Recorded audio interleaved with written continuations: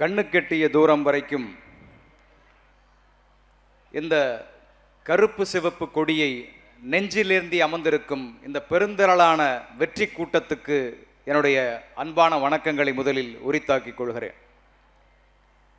இந்தியாவிலேயே எத்தனையோ மாநிலங்கள் இருக்கின்றன, எத்தனையோ மாநிலங்களில் எத்தனையோ முதலமைச்சர்கள் இருக்கிறார்கள். எல்லோருக்கும் பிறந்த நாட்கள் வந்து கொண்டே தான் இருக்கின்றது. மற்ற மாநிலங்களில் இருக்கிற முதல்வர்களின் பிறந்த நாட்கள் எல்லாம் மகிழ்ச்சியின் திருநாளாக அந்தந்த மாநில தலைவர்களால் கொண்டாடப்படுகிறது. தமிழ்நாட்டு முதல்வரின் பிறந்த நாள் மட்டும் எழுச்சியின் திருநாளாக ஒவ்வொரு ஆண்டும் தொடர்ச்சியாக கொண்டாடப்பட்டு கொண்டிருக்கிறது. அருமை சகோதரர் நடிகர் பாண்டியராஜன் அவர்கள் சொன்னதைப் போல, ஏன் நம்முடைய முதல்வர்களுக்கு மட்டும் தொடர்ச்சியான விழாக்கள் அப்படின்னா அதுக்கு ஒரு காரணம் தான் இருக்க முடியும். ஏன்னா இந்த இயக்கத்தினுடைய ஆணி வேராக இருக்கிற தந்தை பெரியார் அவர்களாகட்டும், இந்த இயக்கத்தை தோற்றுவித்த அந்த மகா கலைஞன் பேரறிஞர் அண்ணா அவர்களாக இருக்கட்டும், இயக்கத்தில் நாம் எல்லோரையும் இயக்கிய முத்தமிழ் பேரறிஞர் டாக்டர் கலைஞரியா அவர்களாக இருக்கட்டும், நாம் எல்லோரையுமே நம்முடைய இதயத்தில் இன்றும் சுமந்து கொண்டிருக்கிறோம். இவர்களோடு நாம் எவ்வளவு பழகி இருக்கோம் அப்படின்னா அது ரொம்ப அரிதா ஒரு சில பேர் தான் இருக்க முடியும். தலைவர் கலைஞரோடு பழகியவர்களே இங்கே சில பேராக தான் இருக்க முடியும். அண்ணா அவர்களோடு இன்னும் சில பேர், பெரியார்களோடு இன்னும் சில பேராக தான் இருக்கலாம். இப்படி இந்த இயக்கத்தின் பெரும் சக்திகளான இந்த மூவரோடும் பழகி அவர்களுக்கான பெருமைகளை செய்வதற்கு நாம் இன்று முயற்சித்தாலும் அவர்கள் வாழுங்காலத்தை நாம் வாழாதால் அதை செய்ய முடியாது. இன்று அந்த முப்பெரும் தலைவர்களின் ஒருமித்த உருவமாக இன்று தமிழக முதல்வர் மு.க. ஸ்டாலின் என்கிற அந்த அடையாளத்தோடு இன்னைக்கு நமக்கு கிடைச்சிருக்காரு. அந்த பொக்கிஷத்தை கொண்டாடுறதுக்கு தான் இந்த தொடர் விழா. அதனால தான் இது தொய்வில்லாத விழாவா ஒவ்வொரு வருஷமும் தொடர்ந்து கொண்டாடப்பட்டு கொண்டிருக்கிறது. அப்படி முதல்வருக்கான பிறந்த நாளை தன்னுடைய வீட்டு விழாவை விட சிறப்பான விழாவாக கொண்டாடி குதூகலிக்கிறவர் அப்படின்னா அது உண்மையிலேயே நம்முடைய மாண்புமிகு அமைச்சர் அண்ணன் மாசு அவர்களை கண்டிப்பாக சொல்ல வேண்டும். அவரோட நெருங்கிய பழகியவன் நிறைய பேர் இருக்கீங்க. அந்த முறையில் அவரை பொறுத்த வரைக்கும் நான் கணித்தது, பொதுவாக அரசியல் பயணத்திலும் சரி அல்லது சினிமா பயணத்திலும் சரி புகழை நோக்கி தான் ஓடுவோம். நமக்கு எப்படியாவது ஒரு பேர் பணம் எல்லாத்தையும் தாண்டி புகழ் அப்படிங்கிறது மிக மிக முக்கியமானது. அப்படி நம்முடைய அரசியல் பயணமோ அல்லது கலைத்துறை பயணமோ புகழை நோக்கி தான் ஓடுவோம். இப்படிப்பட்ட கலைத்துறையை சார்ந்தவர்கள் நாங்கள் எல்லோரும் பங்கு கொண்டு இந்த மேடையை உங்களோடு பகிர்ந்து கொள்வதில் மிகுந்த மகிழ்ச்சி. இந்த மேடையை அலங்கரித்து கொண்டிருக்கிற எங்களுடைய திரையுலக பிதாமகர்கள், நாங்கள்லாம் இவர்களை பார்த்து தான் திரையுலகத்துக்கு வரணும் அப்படின்னு சொல்லி விரும்பி வந்தோம்.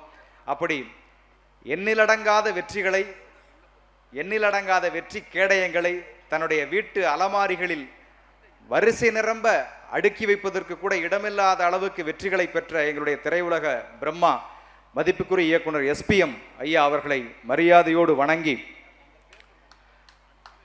இதற்கு முன்னால் ஒரு நெருப்போடை நீந்தியதைப் போல தம்முடைய தமிழ் சொற்பொழிவாள் இந்த அரங்கத்தில் ஒரு தீயை பற்ற வைத்து அமர்ந்திருக்கிற மதிப்புக்குரிய பெரியவர் VC குகநாதன் ஐயா அவர்களுக்கும் என்னுடைய அன்பான வணக்கங்களை சொல்லி, இனிய சகோதரர் நிறைய மேடைகளில் நானும் திரு ராஜேஷ் ஐயா நடிகர் அவர்களும் நிறைய பகிர்ந்து கொண்டே இருக்கிற சமீபத்தில், அதில் குறிப்பாக அவருடைய அந்த பிரபஞ்சத்தினுடைய அலைவரிசைகள் நாங்கள் 2 பேரும் அடிக்கடி கனெக்ட் ஆகிடுவோம்.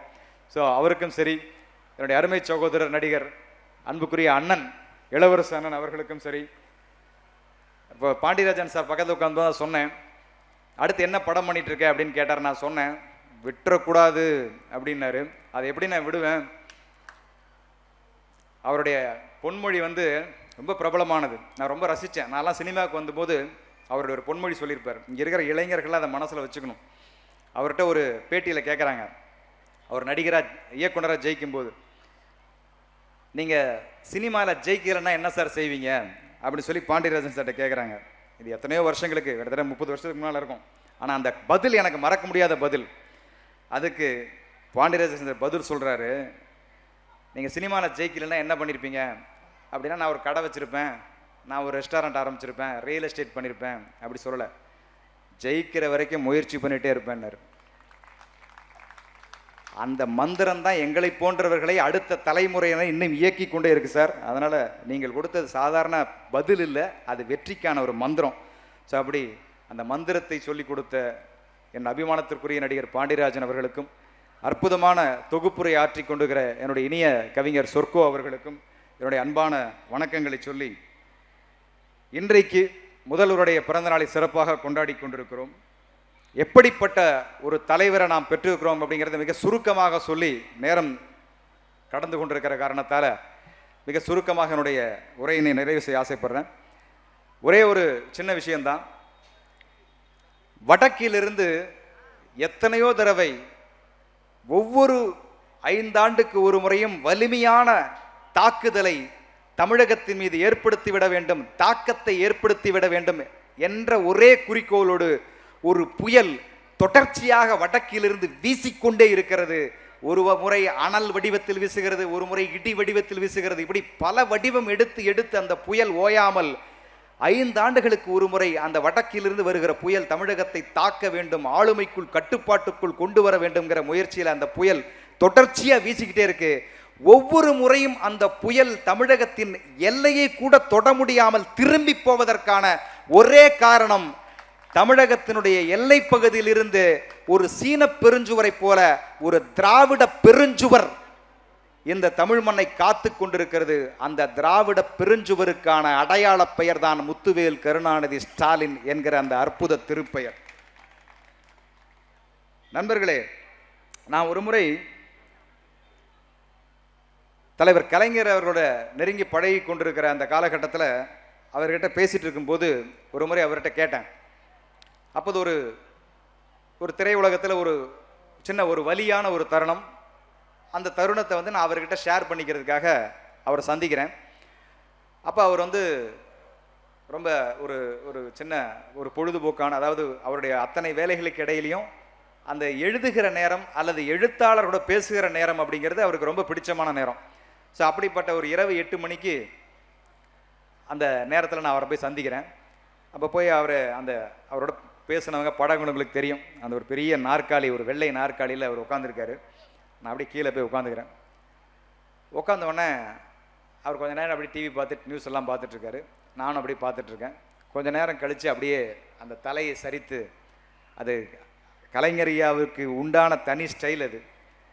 அப்படியே அந்த இடத்துல ஒரு சின்னதாக ஒரு மடிப்பு இருக்கும், இவ்வளோ பெரிய குண்டான ஒரு கன்னம், அப்படியே அழகாக இருக்கும், வெள்ளை வெளியேறுன்னு. அப்படி இப்போ நினச்சால் அந்த மஞ்சள் துண்டுக்குள்ளே அந்த தங்க கண்ணம் மின்ற காட்சி அப்படியே கண்ணை மூணு அப்படி வருது.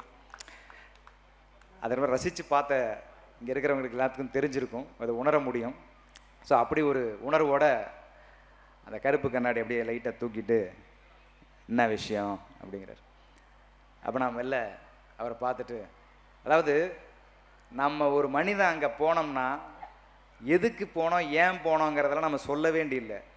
அது எம்ஆர் ஸ்கேன் எடுத்த மாதிரி அந்த மனுஷனுக்கு மட்டும் இவன் ஏன் வந்திருக்கிறான், இவன் நம்மள்கிட்ட என்ன கேட்க போகிறான், இவன் ஆப்ளிகேஷனுக்கு வந்திருக்கிறானா ஆப்ரேஷனுக்கு வந்திருக்கானா, எல்லாமே அவருக்கு தெரியும். நம்ம ஒன்றும் அங்கே ஏமாற்ற முடியாது. ஐயா ஒன்றும் இல்லையா அப்படின்னா, சரி சரி சொல்ல சொல்லிட்டு போ அப்படின்னு அந்த லெவலுக்கு அப்படி வச்சுருப்பார்.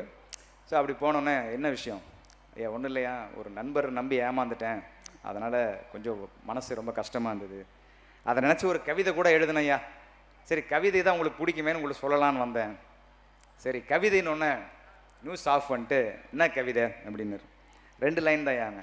சரி சொல்லு.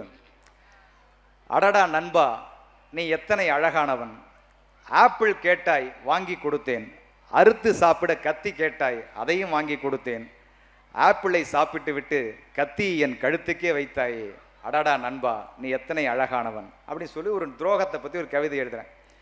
எனக்கு எதாவது ஆறுதல் சொல்லுவாரான்னு நினச்சேன். அவர் மேலே அவருக்கே உண்டான அப்படின்னு ஒரு குலுங்கல் சிரிச்சுட்டு, உனக்கு லீடர்ஷிப் பத்தலையா அப்படின்னாரு. ஐயா நானே ரொம்ப வருத்தமாக வந்திருக்கிறேன், எனக்கு எதுக்கு லீடர்ஷிப்பு? அப்போ அவர் சொன்ன ஒரு விஷயம், அதை பகிர்ந்துக்கு தான் இங்கே வந்தேன். லீடர்ஷிப்னா என்ன தெரியுமா? வலியை தாங்கணும். யாராவது உனக்கு லைஃப்பில் வலியை கொடுத்தா அந்த வலியை தாங்கணும். அது எதுக்காக வலிக்குதுங்கிற வலியை உள் வாங்கணும். ஆனால் வலிக்காத மாதிரியே வெளியில் சிரிச்சுக்கிட்டே உழைக்கணும். இதுதான் லீடர்ஷிப். சத்தியமாக இப்படிப்பட்ட பக்குவம்லாம் நமக்கு வராது. நமக்கு யாராவது தெரிஞ்சவன் 2 பேரை ஃபோன் எடுக்கலைனாலே மனசு வலிக்குது. ஆனால் இவர் எத்தனை ஆப்பிள் சாப்பிட்ருப்பாரு, எத்தனை பேர் கத்திக்கு கழுத்தில் வச்சுருப்பான். அதெல்லாம் தாண்டி வந்த ஒரு பெருஞ்சேனையின் தலைவன் இல்லையா, அவருக்கு அதெல்லாம். ஆனால் நான் என்ன பார்க்குறேன், அவர் அந்த 3 வார்த்தை சொன்னார்ல, வலியை தாங்கணும், எப்படி வலிக்குதுங்கிறத உள் வாங்கணும், வலிக்காத மாதிரியே சிரிச்சுக்கிட்டே உழைக்கணும். இந்த 3க்குமான முழு ஒரே உதாரணம் தான் இன்று நம்முடைய தமிழ்நாட்டின் முதலமைச்சராக இருக்கக்கூடிய நம்முடைய முதல்வரின் வடிவமா, அந்த லீடர்ஷிப்பின் வடிவமா. உண்மையிலே நான் பிரமிக்கிறேங்க. நம்முடைய முதல்வருடைய ஸ்ட்ரென்த் என்ன தெரியுமா, அவருடைய ஸ்டைல் என்ன தெரியுமா, வெரி சைலன்ஸ் கில்லர். மௌனம் தான். பெருசா ஆர்ப்பாட்டம், அதிர்ச்சி, பத்திரிகையாளர் கேட்கிற கேள்விகளில் பதட்டம் அடைஞ்சு பதில் சொல்றது, இல்லை அங்கிருந்து வர்ற ப்ரெஷருக்கு வந்து உடனே எமோட்டா வர்றது, உணர்ச்சி படுறது, இதெல்லாம் எதுவுமே கிடையாது. எல்லாம் செயல் செயல் செயல். மௌனமாகவே இருக்காரு. அவங்களா திட்டிக்கிறாங்க, அவங்களா மன்னிப்பு கேட்டுக்கிறாங்க. எல்லாமே இங்கே சைலண்ட் ஆக்ஷன் தான். எதுவுமே இங்கே பெருசாக நம்ம சினிமாவில் வர்ற மாதிரி அந்த சண்டைகளே கிடையாது. நான் மிக சுருக்கமாக முடிக்கணுங்கிறதுக்காக ஒரே ஒரு விஷயத்தை மட்டும் சொல்லணும்னு ஆசைப்பட்றேன். நம்முடைய முதல்வர் எப்படிப்பட்டவர் அப்படிங்கிறத ஒரு உதாரணப்படுத்தி சொல்லணும்னா, சமீபத்தில் தான் ஒரு விஷயத்தை சேகரித்து படித்தேன். பறவைகளிலேயே மிக வலிமையான ஒரு பறவை எது அப்படின்னு பார்த்தீங்கன்னா, எத்தனையோ பறவை இருக்குது, காகம் இருக்குது, புறா இருக்கிறது, வல்லு இருக்குது. ஆனால் வலிமையான பறவை எது அப்படின்னா கழுகு, பருந்து. கழுகு தான் இருக்கிறதுலே வலிமையான ஒரு பறவை இனம். எனக்கு கழுகுல 7 குணம், பெரிய பிரமிக்கிற குணம் இருக்குது. அதையெல்லாம் இப்போ டீட்டெயிலாக பேச வேணாம். ஆனால் 2 குணம் எனக்கு கழுகுல ரொம்ப ரொம்ப பிடிச்ச குணம் இருக்குது. கழுகுக்குன்னு தனி குணம். நீங்கள் பார்த்துருக்கலாம், கழுகு சில நேரத்தில் ஒரு கழுகை 10 காக்கா சேர்ந்து துரத்தும். நீங்கள் பார்த்துருக்கலாம், ஒரு ஹைட்டில் காக்கா வந்து கழுகை துரத்தும். பதிலுக்கு கழுகு நினச்சா இந்த ரக்கால இப்படின்னா காக்கா 10 அடி போய் விழுந்துரும். ஆனால் கழுகு துரத்தாதுங்க. அது பாட்டுக்கு அப்படியே இந்த நகர்ந்து நகர்ந்து அப்படியே மேலே போயிடும். காக்கா நினச்சிக்கும் கழுகு பயந்துட்டு மேலே போயிடுச்சு அப்படின்னு. கழுகுக்கு மட்டும்தான் தெரியும், உன் லெவலுக்கெல்லாம் கீழே இறங்கி சண்டை போடுற அவசியம் எனக்கு கிடையாது. என் லெவல் வேற. நம்மளை விமர்சிக்கிறவங்களே நம்ம அப்படி தான் எடுத்துக்கணும். நான் அப்படி தான் எடுத்துக்குவேன். நான் பதிலெலாம் சொல்கிறதே இல்லை. காகங்களோட எப்போவுமே கழுகுகள் சண்டையிடாது. அந்த லெவலுக்கு போனால் காக்கா இப்படி தான் பார்க்கணும். அங்கே இதால் போக முடியாது. காக்காவுக்கு ஒரு லெவல் இருக்குது. கழுகு லெவலுக்கு காக்கா உயரவே உயர முடியாது. கழுகு மட்டும்தான். மழை வந்தால் எல்லா பறவையும் நனையும், கூண்டில் போய் ஒளியும். கழுகு மட்டும்தான் மேகத்துக்கு மேலே போய் பறக்கும், மழைக்கு மேலே போய் பறக்கும், இடிக்கு மேலே போய் பறக்கும். அப்படிப்பட்ட சக்தி வாய்ந்தது கழுகு. இந்த குணம் எனக்கு கழுகுகிட்ட பிடிக்கும்.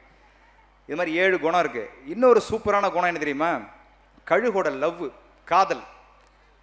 நம்ம காதல் மாதிரிலாம் கிடையாது கழுகு காதல். நம்ம அதிகபட்சமாக பூ வாங்கி கொடுக்கறது பழைய ஃபேஷன், இப்போ காஃபி டே கூட்டு போகிறது புது ஃபேஷன். இந்த 2 லெவலுக்குள்ளே கரெக்ட் பண்ணிடலாம். இப்போ அப்படித்தான் பசங்கள்லாம். ஸோ காதல் அவ்வளோதான். இங்கே கழுகுலாம் அப்படி கரெக்ட் ஆகாது. கழுகோட காதலை கரெக்ட் பண்ணணும்னா அதை எவ்வளோ போட்டி வைக்கும் தெரியுமா, பெண் கழுகு. இந்த எந்த கழுகு அதை விரும்புதோ அந்த கழுகை ஒரு உயரத்தை கூட்டு போகும், ஒரு ஹைட்டு கூட்டு போகும். பெண் கழுகு, உனக்கு என்ன ரொம்ப பிடிச்சிருக்குதா, சரி வா அப்படின்னு மேலே கூட்டு போகும். ஒரு ஹைட்டுக்கு போனதுக்கப்புறம் இந்த பெண் கழுகு என்ன செய்யுமா, வாயில் ஒரு கூழாங்கல் வச்சுருக்கும், அதை துப்பிடும், போய் எடுத்துட்டு வா. இப்போ அந்த ஆண் கழுகு ஷாக் ஆகிடும். என்னது, நான் ஏதோ மேலே வந்து முத்தம் கொடுக்க போகிறேன்னு நினச்சா திடீர்னு கல்லை கீழே போட்டு போய் எடுத்துட்டு வாங்குது அப்படின்ட்டு. இப்போ இவர் இதை யோசிக்கிறதுல கல் கீழே போயிடும். கூழாங்கல் எவ்வளோ வெயிட்டு, சல்லுன்னு போயிட்டுருக்கும். இப்போ இவர் பாட்டு வேகத்தில் கீழே போகணும். போய் எந்த கழுகு கூழாங்கல் மண்ணை தொடாமல் கேட்ச் பிடிச்சிட்டு மேலே வருதோ அந்த கழுகுக்கு தான் பெண் கழுகு ஓகே சொல்லும். இப்படி ஒரு நுட்பமான ஆற்றலும் அறிவும் காதலும் படைத்த ஒரு பறவை கழுகு. இது எல்லாத்தையும் தாண்டி அந்த கழுகுக்குன்னு இருக்கிற சிறப்பம்சம் என்ன அப்படின்னா, அதுதான் முக்கியமான பாயிண்ட்டு.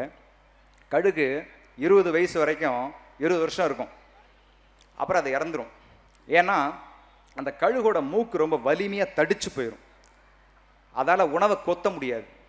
அதோட ரெக்கைகள் எது அதுக்கு பலமாக இருந்ததோ அதுவே வலிமை அடைஞ்சு பாரமாயிரும், பறக்க முடியாது. அதனால் ஏதாவது ஒரு மரத்தடியிலையோ இல்லை வந்து ஒரு பாறைக்கடியிலையோ போய் பதுங்கி இருந்து இறந்து போயிடும். இப்படி பல கழுகுகள் இறந்துரும். ஆனால் ஒன்று மட்டும், சிலது மட்டும் மாறுபடும். இல்லை, இது நம்ம வாழ்க்கையின் முடிவு கிடையாது, இதுதான் வாழ்க்கையின் ஆரம்பம், நாம் இப்படி இருந்துடக்கூடாது அப்படின்னு சில கழுகு மட்டும் முடிவு பண்ணோம். அப்போ அது என்ன செய்யுமா, எது சாப்பிட முடியாத அந்த நீளமான இலகு இருக்கு இல்லையா, அந்த அழகை பாறையில் மோதி மோதி வலிக்க வலிக்க வலிக்க உடைக்கும். உடைச்சி அந்த மூக்கு அலைகள்லாம் உடஞ்சி ஒன்றுமே இல்லாமல் மூலியாகி போயிடும். கொஞ்ச நாள் கழித்து அதுக்கு மெல்ல மெல்ல மெல்ல மெல்ல புதிய அழகு, புதிய மூக்கு கூர்மையாக முளைக்க ஆரம்பிக்கும். அந்த கூர்மையான மூக்கை வச்சு தன்னுடைய வலிமையான ரெக்கைகளை கொத்தி கொத்தி கொத்தி பிச்சு எரிஞ்சிடும். இந்த கோழி இறக்கைகளை பிச்சை மாதிரி கழுகு அப்படியே எம்டிஆகி உட்காந்துருக்கும். பசியும் தாகத்தோடும் மழை தண்ணீர் மட்டுமே பருகி கொண்டு அந்த கழுகு மலையின் பாறையின் இடுக்கில் காத்திருக்கும்.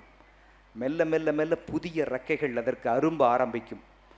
புதிய கூர்மையான அலகு மூக்கு, புதிதாக இலகுவாக அதற்கு இயற்கை பிரசவித்த அந்த அழகான இறகுகள், இவற்றோடு ஒரு மலை உச்சியில் ஒரு நாள் வந்து அமர்ந்து பார்க்கும். அந்த உலகமே அதுக்கு தெரியும். அங்கிருந்து அதனுடைய சிறகுகளை விரித்து பறக்கும். அப்ப அதுக்கு பேரு கழுகு இல்லை, அதுக்கு பேரு ராஜாளி.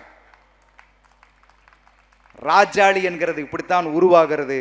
அப்படி தன்னுடைய வசதியான வாழ்க்கையிலும் அந்த வசதி வாய்ப்புகளை எல்லாம் ஒதுக்கி ஒதுக்கி ஒதுக்கி ஒரு கழுகு தன்னுடைய அலகை உடைத்துக் கொள்வது போல ஒதுக்கி கொண்டு, சுற்றிலும் குடும்ப உறவுகள் அவ்வளவு குவிந்திருந்தாலும் தன் இறக்கைகளை பீத்தெறிந்த கழுகு போல் தன் உறவுகளை எல்லாம் ஒதுக்கி வைத்துவிட்டு தொண்டன் மாத்திரம் உறவு என்ற ஒரே இலக்கோடு புதிய சிறகுகள் அணிந்து கூர்மையான பார்வையோடு முதல்வராக ஒரு ராஜாளி 5 ஆண்டுகளுக்கு முன்னால் இந்த தமிழக வானில் சிறகடிக்க ஆரம்பித்தது.